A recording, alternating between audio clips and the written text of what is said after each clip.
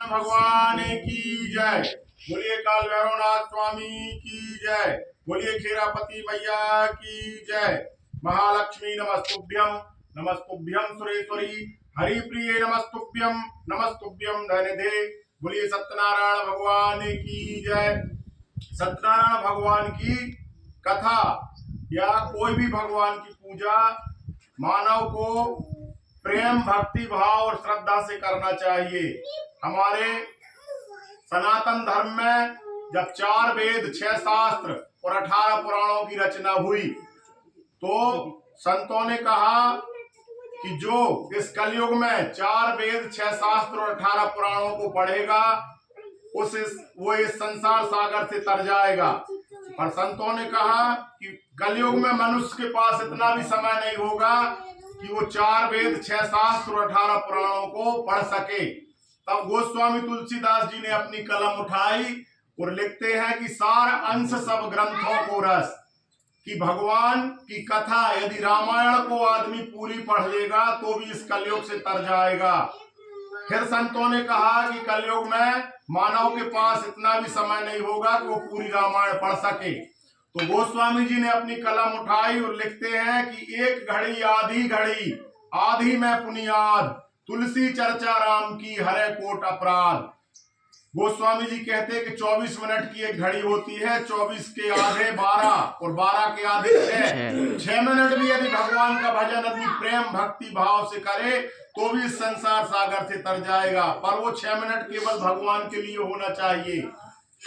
और भगवान कोई भोजन के भूखे नहीं है, भगवान की पूजा भाव में प्रेम रहना चाहिए।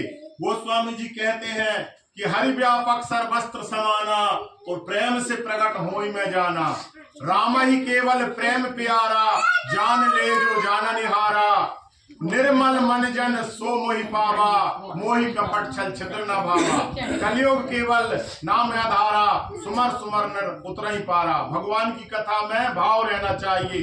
पहले अध्याय में पावन तीर्थ स्थल नैमिषारण्य में किसी समय एकत्रित हुए आर्यावर्त के 28,000 महर्षियों से मुनि श्रेष्ठ श्री सूत जी ने कहा, हे मुनि श्रेष्ठ, कलयुग में मनुष्य वेद विधान और धर्म विरुद्ध आचरण करते हुए पापों की गठरी के बोझ तले दबता जा रहा है। अतः हे मुनि श्रेष्ठ, मनुष्य के कल्याण हेतु ऐसा कोई उपाय बताइए जिससे मनुष्य को पुण्य लाभ हो तथा उसके जीवन की मंगल कामनाएं पूरी हो सकें। अब श्री सूत जी ने कहा, हे ऋषियों, आपको विश्व कल्याण के लिए बहुत अच्छा प्रश्न किया है। अब मैं उस मंगलकारी व्रत का वर्णन करूंगा जिसके संबंध में एक बार ब्रह्म ऋषि नारद जी ने भी भगवान लक्ष्मी नारायण से पूछा था और उन्होंने नारद जी से जो कथा कही थी आप भी उसे चिंता मुक्त होकर सुने। ब्रह्म ऋषि नारद जी मानव कल्याण की इच्छा से विभिन्न लोकों का भ्रमण करते हुए पृथ्वी लोक में पहुंचे। वहां अपने अपने कर्मों के अनुसार लोगों को दुखों से पीड़ित देखकर नारद जी बहुत चिंतित हुए और मन में विचार करने लगे कि इन प्राणियों के दुख का निवारण कैसे होगा। तब वह कोई उपाय न सोच सके तो तीनों लोकों के स्वामी श्री विष्णु भगवान के सामने उपस्थित हुए।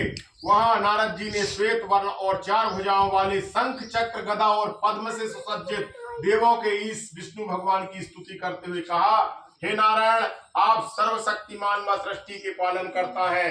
मनुष्य का मन और वाणी भी आपके गुणों का वर्णन नहीं कर सकते।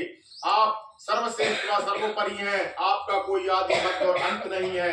आप सृष्टि के कण कण में विद्वान हैं और अपने भक्तों की मंगल कामनाएं पूरी करने वाले हैं।